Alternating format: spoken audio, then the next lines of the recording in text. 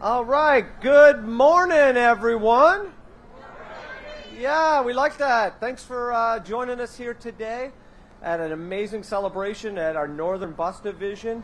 Hope you're enjoying a warm tent versus sometimes we do events and it's a little chilly. But I appreciate the team making sure you'd all be nice and toasty in here today. I appreciate how the rain has subsided here for a little bit too, so we could do this event. So I'm Randy Clark, the general manager of Metro. Have the privilege of being here actually 6 months today. So I survived 6 months. Well, my wife told me only a few grays, so it's because I pick them quickly every morning. But so far so good. I'm enjoying it, and I appreciate all the support in the community. And we have so many of our amazing staff here today, and I just thank you on a daily basis for what you do and deliver for the community. We have some amazing people joining us here today that they're going to make some remarks. Before I introduce everyone that's here to make remarks, I just want to highlight a couple things. We are on the site, and when we're done, I know media, you might be interested in this. There's a hole in the ground that some people might have seen a Twitter picture in this facility, and it was these old tanks that have been removed. And what's so important about these old tanks is they were fossil fuel, right? We were burning dinosaurs for a long time here. And what I'm super excited to announce today is we are investing almost $500 million into this beautiful facility to be 100% zero emission. I know the council member is especially excited over here. And that is a really big deal. And this isn't going to be a transition facility with some diesel and some. We are going all in zero emission. Metro is dedicated to being a green partner in the community. We are working every day to see how we can accelerate our program. It's very complex. It involves not only our vehicles. The tent's really coming together right now, huh? Otherwise, we'd be on like 4 buses. It involves vehicles and everyone in the country trying to buy electric vehicles at the same time. It involves our facilities and how we operate, but it also involves coordinating with our utility partners. None of those things are easy, but the team's working every day to make them happen. So I want to give a lot of kudos to our team working on that. The other kind of piece that I really want to mention here is this is the first of many. Some people know that we're also working at what we call internally a Blade, but Bladensburg Bus Garage, and we're going to have another event like this in the very near future to kick off that as well. And we have a facility not too far from here as our Western Bus Garage Division, and we actually have, I think, a community meeting tomorrow. I believe it's Tuesday. Apologize. Next Tuesday. I'm looking at you, Tracy, because I know you're going to be involved. But next Tuesday, because what we really want to do up there is not only more zero emission and move the future forward, we want to be the best community partner possible and work with the community and our partners at the city, in the district, to really think through about how housing and mixed development should be part of our real estate presence as well, meeting multiple goals of affordability as well. So really excited about that. As we kick off, there's a couple people I want to recognize before we get into speakers. So my friends at the ATU brought up 3 names that I want to recognize, and I think they might be at the back left. But these 3 individuals operated buses out of this division for over 30 years, and we have 3 retirees with us here today, and maybe when I call their names, we'll give them a round after all 3. Hardy Perry, Harvey Clark, and Ron Majors.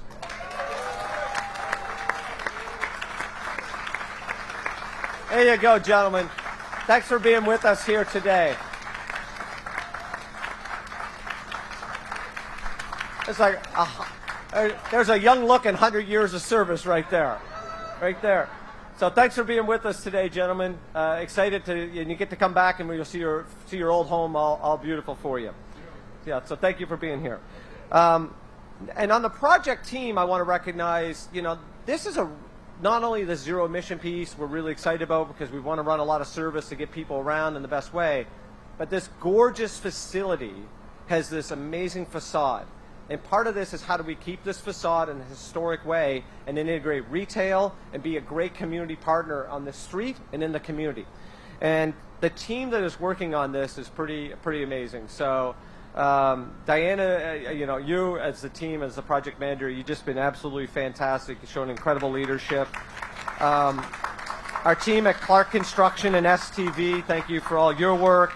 Gannett Fleming, all these great kind of really amazing national expertise. But also on the local level, we have some great DBEs. And again, this is Metro leaning in to how we can create jobs and great opportunities for people. So I know JSA's here, Kevel Enterprises, and Sharp as well.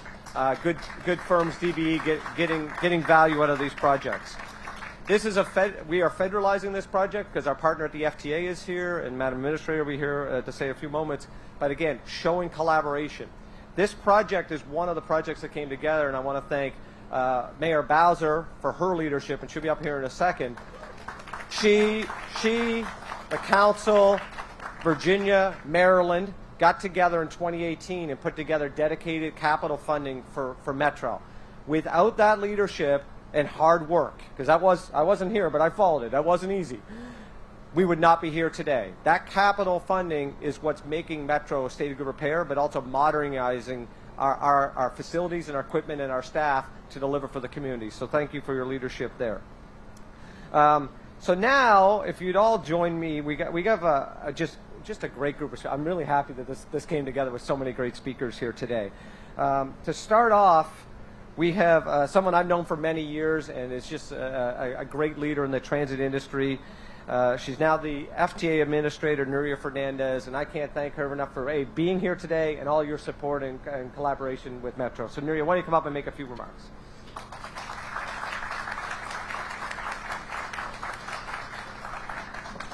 Thank you very much, Randy, and good day to all of you. It's really a pleasure to join you for this event. I know that when we think of groundbreakings, we think of new beginnings.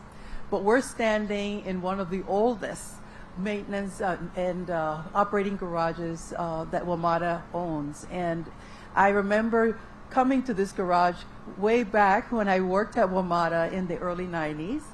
And to come back here today to see that it's the resurgence, what's going to happen as this facility that held not only history because it was built in the 60s, but also held the promise of connections to the community and beyond, that this facility is now moving into the 21st century with new technology. It's always good to hold on to the old, so the emphasis on the facade and other things is great. But I want to thank those who are making this possible, and I want to acknowledge Mayor Bowser for her support of public transportation. She has been with us from the time she took office and before that, supporting public transportation through appointments on the WMATA board and staying very connected with every action that WMATA takes. I also want to take this opportunity to acknowledge the Council Member Janice Lewis George for all of your work for this great ward, and the leadership of the ANC. I believe that Ulysses Campbell is here representing the Advisory Neighborhood Commission, and of course the WMATA team under the leadership of my friend and colleague Randy Clark, and the group of employees and staff members and the team that designs these projects, works on the capital funding to help get them delivered. So I made a reference about the past and how important it is. So the facade, the preservation, it's a characteristic of what we do because we want to be able to integrate something into a community that does not become a thing, but becomes part of the community. But we also have to look to the future, and that's one of the reasons why President Biden, through the bipartisan infrastructure law, is investing in infrastructure that is going to make everything possible better, and in particular for this type of investment, to make the protection of our environment, to make the cleaning of our air possible as well. So Secretary Buttigieg has said to us, we need to go and support these types of projects, and that's why the Federal Transit Administration is a partner with WMATA on this and many projects that are going to be transitioning from fossil fuel to a cleaner, greener technology. So congratulations on getting to this milestone. We really look forward to being here and celebrating that ribbon cutting in 2027.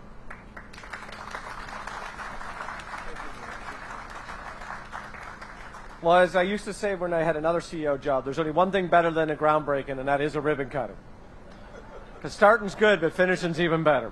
And I can't wait to do that as well. And hopefully, Mayor, you'll come and join us for that ribbon cutting. But in the meantime, you know, you were a board member at Metro. You've been, as the administrator mentioned, a champion for public transit in this community.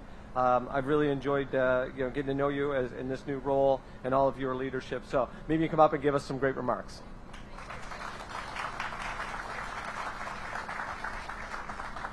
Well, good morning, everybody.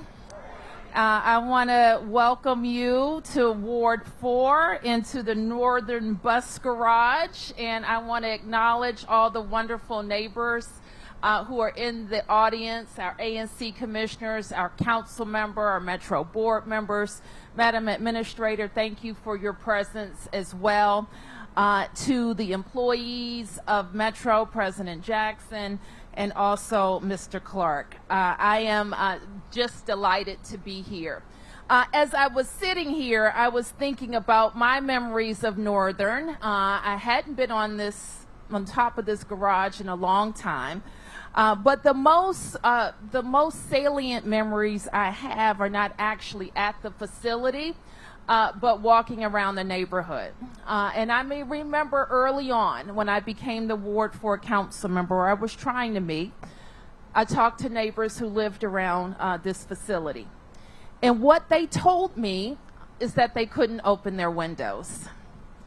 What they showed me were darkened, painted windows and, and I'm looking at them like, what is that? And they told me those were the exhaust that they lived with from being around this facility. So that was 15 years ago when I had those conversations, and I worked very diligently to make sure that we would have a solution for Northern that both made this a safe facility for workers and for neighbors, but also supported our public transit network. Because this is the thing, all cities have a back office, right? All of the things that we need to support living here, getting around here. And in a compact city like ours, we have to have those functions throughout our city. So working together with Metro, working with neighbors, I am just so happy that we have in our sights, in our future, a facility that will be clean and safe and lead to healthier outcomes for the neighbors who live here and for the people that go to work here each and every day. And that we also have our other bus garages in our sites at Bladensburg and Western. These are no small projects. They're hard to get done. Trust me, I've tried to move a few bus garages. And they're tough projects. So that is why I am just so grateful to all of you for the hard work that you've done. And I am looking forward to putting our federal dollars to work. Thank you, Madam Administrator. I'm sure we can come up with even more. You know that we put together a Build Back Better task force that was co-chaired by former Secretary of Transportation Slater. And our focus has been, how do we connect communities, as the President has asked? How do we make intersections and traveling in the district, whether you're a transit rider, a pedestrian, a cyclist, or you're riding Metro or driving your car? And how do we make sure that we put our residents and businesses to work in the process of deploying those $3 billion? So I'm grateful to speak on behalf of Deputy Mayor Baber and Director Lott and saying thank you for the work so far, and let's keep pushing. Thank you.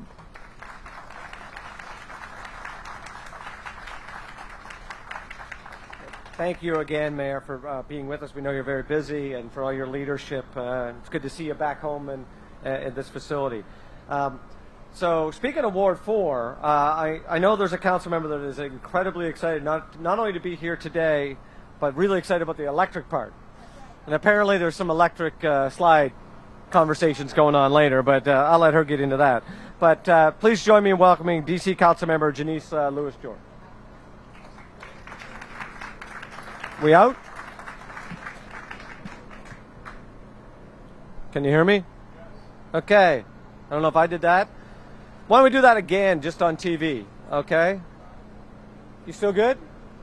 Okay, good. Okay, you go like that if it goes down and we'll be good, okay? Okay, so I made a joke about the electric slide because we're doing catch up again. But since I got here, there's been a lot of conversation about this building, and Councilmember Janice Lewis-George has really been, and I think the right way, pushing Metro to do the best it can, and that's why I'm so excited about the announcement here today. So, Councilmember, maybe you come up and give us some remarks. So.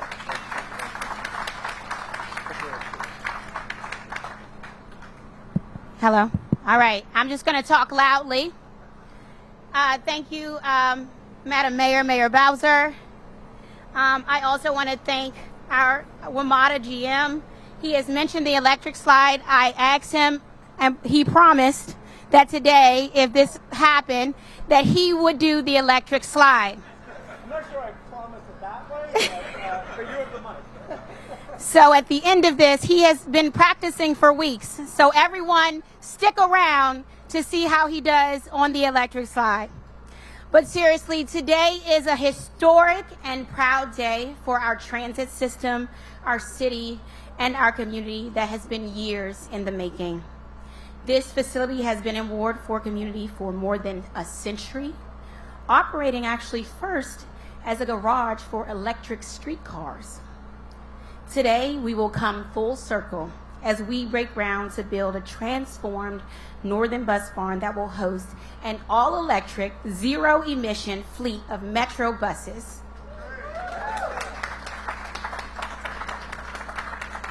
And not in 2045, not in the indefinite future, but from day one. Growing up as a child here in Ward 4, I remember getting off the bus here and greeting our Metro bus drivers enjoying their lunch at Smokies in between their shifts. Smokies cannot wait for you to return. For decades now, the Metro buses housed here and their dedicated drivers have helped millions of us get to school, to work, to our small businesses, and anywhere we need to go on a daily basis. The high ridership bus routes that run through our community on Georgia Avenue, on 16th Street, and on 14th Street are the lifeblood of DC. We love public transit here in Ward 4, and we welcome Metro here as a partner that is accountable and committed to meeting the needs of our communities. Today's announcement will protect our community's health from harmful effects of diesel fumes, especially on the elderly, on our children, and on our communities of color. In the District of Columbia, as of 2021, Black residents are 126% more likely to be diagnosed with lung cancer, a disease strongly linked to diesel fumes. So when we talk about reducing diesel fumes in our neighborhoods, we know that it is both an environmental justice issue and a racial justice issue. A fully electric zero-emission bus fleet at Northern Bus Barn will also reduce noise pollution in our neighborhoods, ensuring that Metro buses move more quietly through our streets. And it will bring retail, art, a community meeting space, and many other benefits to Ward 4, adding even more life and commerce to our 14th Street corridor. And I like the sound of that. And most importantly, an all zero-emission bus garage is a monumental step towards a sustainable future as we confront the urgent reality of climate change in our city, in our country, and across the world. This Northern Bus Barn will make WMATA, as it always has been, and DC, as it always has been, as I mentioned to Mayor Bowser, a national leader in providing a green public transit that does right by our communities and by our planet.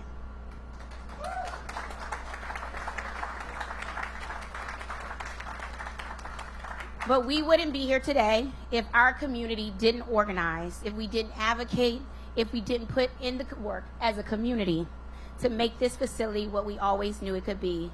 I remember knocking doors in 16th Street Heights, and this issue came up consistently. And neighbors came together and said, we can do better. And today, we have seen that vision realized. When I took office, we consistently brought this up at council hearings, advocated for it in meetings with WMATA, passed a resolution with the whole council calling for an all-electric Northern Bus Barn, and kept pushing so that our community would be heard. I want to thank every neighbor who dedicated their time, their voice, and their energy to get us to this point. I want to call a few names that are important. If you are here, if you can stand up because I see you. I want to especially thank Talib Din Ukta, who has been a tireless champion for our community and brought us together. Josh Hertzberg, Ray Bridgewater, Russell Clark, Esther Yarbo, Cecilia Waldeck, Patty Fears and her son Ernie, Betty Mesfin and Nicole Pantara, Rami, Julia, Ben, Farrah Fossey, the 16th Street Heights Neighborhood Association, and most importantly, our advisory neighborhood commissioners, Maria Berry and Ulysses Campbell Grant.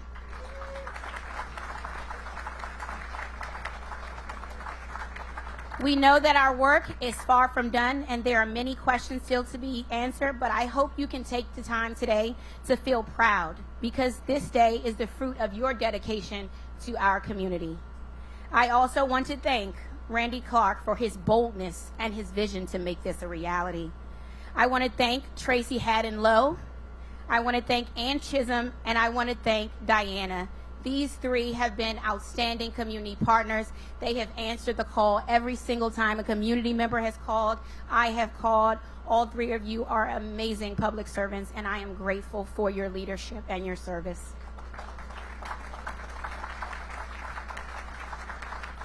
I want to thank our Federal Transportation Administration for making this project possible, the dedicated project team for Northern Bus Barn that has been working with us for years, WMATA's bus electrification team that I know has worked incredibly hard on this, and of course, last but not least, our amazing Metro bus drivers, our local 689 drivers, many of whom live and work for.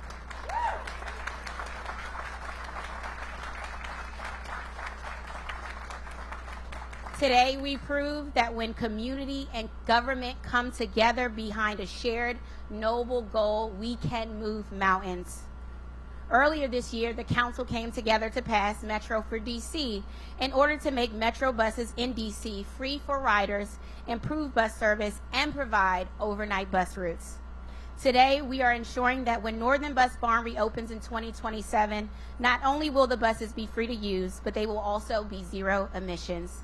So in the words of the great Marsha Griffiths, who we will dance to later, it's electric. Thank you.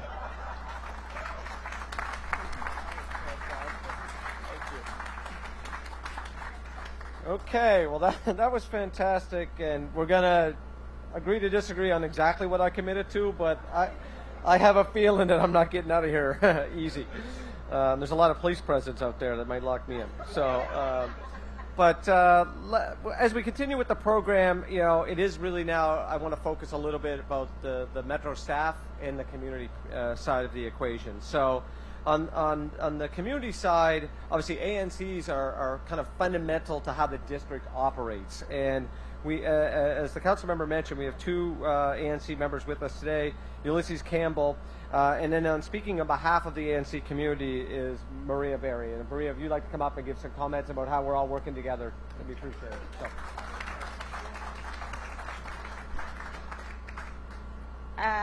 Good morning, everyone. It's really thrilling to be here, and I really appreciate the invitation. I'm also really nervous because I don't know how I can follow our council member, Louis George, who had a lot of great quotes in there. But thank you to Mayor Bowser for your leadership and to WMATA for making this happen, of course, to our council member. And I'm here as a representative of the community. And I can say I started my career in AmeriCorps, and it's all about service and activism. And I couldn't be more proud today that I get to serve as a volunteer, as an advisory neighborhood commissioner, helping to make change at the very local level. Because local, as we all know, is where it all happens.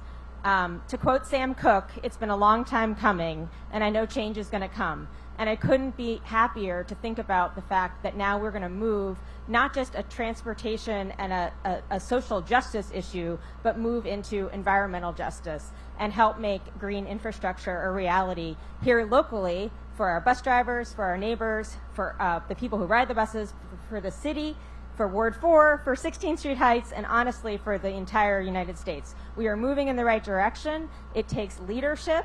It takes money. It takes a lot of stakeholders to come together. We are in such a different place now with this announcement than when the meetings that we sat through with many of my neighbors who are here with us today, including an organization, Northern Bus Garage Neighbors, who we were fighting from the start, not to fight the bus barn necessarily, but to fight, to ask for what we deserve. And we knew that this technology is out there. I drive an electric car right now, but we also know how hard it is to make that happen on a systemic level. And honestly, I kept thinking to myself, every time I'd go to one of these meetings, it's a lofty goal, but we don't have one electric bus right now. So I was like, how do we move in this time period, which seems like a long time to be under construction, but how do we make that happen? So when I heard the announcement, I was just shaken in my knees. It's just been a long time coming, as I said. We are welcoming this change. This Northern Bus Garage is an iconic building that's been mentioned in our neighborhood. When I tell people where I've lived, I've been up here since around 2000. I say, I live near Carter Barron and I live near the Northern Bus Garage, because one of those two things someone's going to know. And a lot of neighbors, a lot of people, my friends in other parts of the city say, oh, well, there's no metro up there. And I say, we got the greatest bus system in the city. I use the bus. I mean, we have the greatest bus. That just got greater because now it's going to be free. So we are change makers here. We had a lot of people. Many of them were mentioned. I'm not going to mention them again, but I just want you to people to understand what goes into these decision makings, and it's really a prideful moment that we can celebrate together the announcement. We can't wait for 2027. Our commercial corridor relies heavily on the folks that are both driving our buses and people coming into our neighborhood by bus. So we're really excited. We've been working with Uptown Main Street to make it happen, but we're really excited about what's to come. So thank you to everyone for your help. Thank you for bringing us this good news. And we are here for you every step of the way for the next 4 years to ensure that we have community engagement as this construction gets underway. So thank you. Thank you so much, Maria. You're right. Change is a coming. There's two things in life a mentor, a friend of mine used to tell me people dislike: change and the way things are. And it's a lot easier just to pick change. But that, yeah. And the part that you highlighted that I feel deeply about, and I really appreciate you brought up, and I've been trying to really highlight this since the 6 months I got here. When people say metro means buses, it means trains, it means vans. It's how we move this region. Metro is not just metro rail. The bus is the backbone of our transportation system, period. And I've been out there kind of trying to highlight that a lot more. I think we need to probably do even more investments in our bus system, but also our technology, give the best training and job opportunities for our operators. So I really like how we're leaning into that. As we transition to kind of our last speaker, it was a part I want to highlight is our organization. And so I mentioned Diana. Diane Levy is our PM, who is just so good at as project management, program management, is leading this. But there's some people here I want to highlight from a staff, labor point of view, and then our board. And so Brian Dwyer is our Chief Operating Officer. Leroy Jones is our Senior Vice President of Bus. And quite frankly, I love Leroy. Leroy grew up in the district, started at Metro as doing as a track laborer, and now as a Senior Vice President of Bus Operations. Probably has the most amount of employees of any person outside of Brian in the entire organization, and doing a great job every day. We have 3 fantastic operators with us today, and I want to make sure I know the names. I make sure I don't get them wrong. But Tanya Varner, Martin Colbert, and Ruby Ramirez. 23 and 15 years of great service for the community. So thank you for being here today with us. Our partner, Ray Jackson at ATU. I know Barry is here as well. There's Barry. I appreciate you all as well. On the board, we have a great board.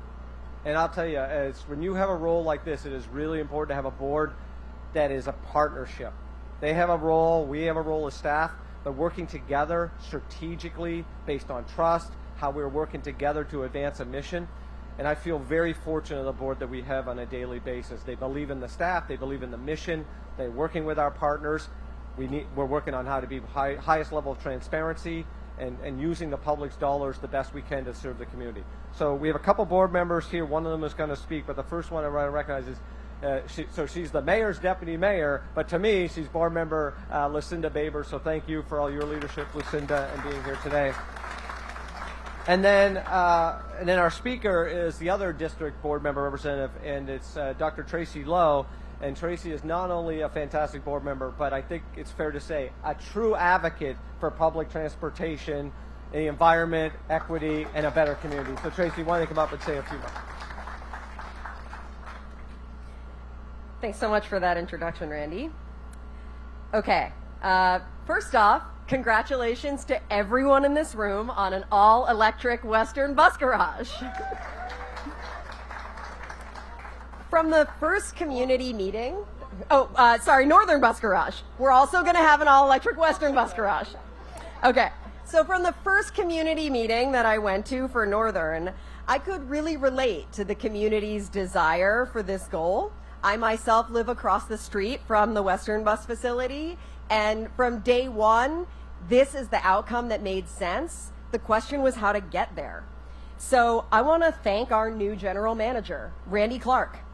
It's a new day at WMATA, and new things are possible, and this announcement is proof of that.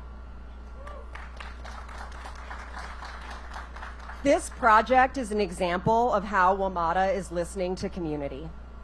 As some of you know, my personal background is in advocacy, and I will always consider myself an advocate and an organizer.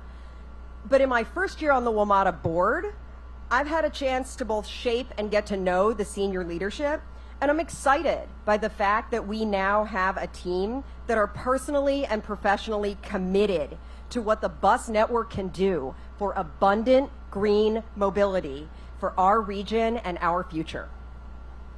I also want to personally thank our mayor and council for their leadership on transit. Since her creation of the Kids Ride Free program, when she was council member Bowser, our mayor has been an incredible advocate for transit and moved the window of what's possible for leadership to achieve things for those of us who rely on transit every day. Councilmember Lewis George and her colleagues are continuing that leadership, and it's incredibly exciting for the district. Thank you. Truly, we are national leaders. As every bus rider knows, it can sometimes feel like WMATA is slow. We are committed to doing better, but I also want to emphasize that WMATA as an agency is like the bus in other ways, proceeding with deliberation, planning, safety, and collective concern to get us where we need to go. These ways in which WMATA differs from a car are not weaknesses, but our core value proposition. Today, we have arrived where we need to go. I know the team feels urgency and purpose in making sure such arrivals are more timely in the future, but thank you all for staying with us to get there. I really like those words. I might steal some of those. That we are like the bus itself. So, and our job is, and I love what you said about the leadership of the mayor and the council. Bus lanes and all the other investments that Everett Lott and the DDOT team, the partnership. It is about moving the system in a safe, fast, reliable way so we can get around. So thank you for highlighting that. Well, with that, the rain is back. Thank you for joining for all these amazing speakers. If you would all join me, I think some of you have done this before, but we are going to get our shovels on and celebrate this amazing new facility.